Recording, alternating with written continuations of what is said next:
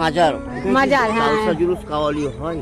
हाँ वही ग्राम में है यहाँ से चादर चढ़े নাম মধু ঢুকে পড়েছি আমরা সেই মাজার প্রাঙ্গণে।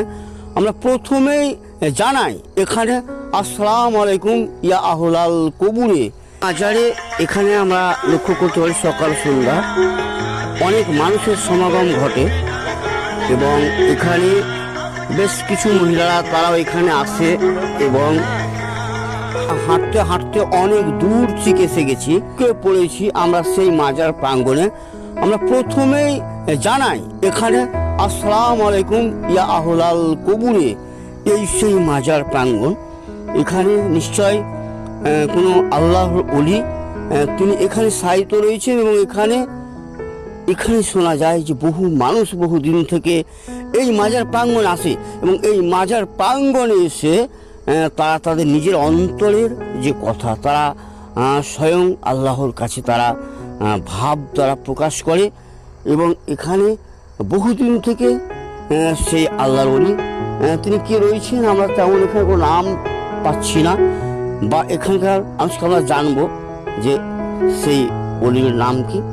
এবং এই মাজারের চতুর সাইডে আমরা এই যে সেই আমরা ঘুরিয়ে ঘুরিয়ে চতুর্দিক দেখাচ্ছি সেখানে কবরস্থান এবং অনেক চেনা অচেনা গাছ এবং বহু প্রকার এখানে রয়েছে গাছ এবং আপনারা দেখতে পাচ্ছেন যে চতুর্দিকে মাঠ এবং মাঝখানে একটাই সেই মাজার এবং রয়েছে অনেক অনেক কবর রয়েছে।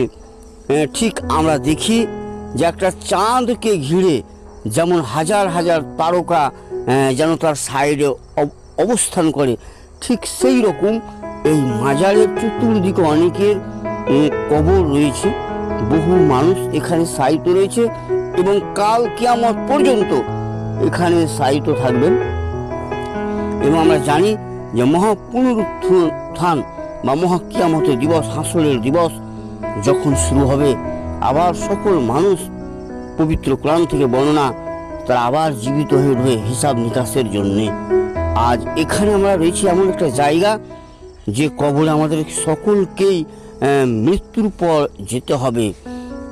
ইন্না লিল্লাহি ওয়া ইন্না ইলাইহি রাজিউন, ইন্না লিল্লাহি ওয়া ইন্না ইলাইহি রাজিউন, অর্থাৎ আমরা মহান আল্লাহর জন্যে এবং আমাদের প্রত্যাবর্তন আমাদেরকে ফিরে যেতে হবে সেই মহান আল্লাহর দিকে। সীমানন্দপুর গ্রামে উত্তর দিনাজপুর জেলার ডালকোলা এলাকার সীমানন্দপুর গ্রামের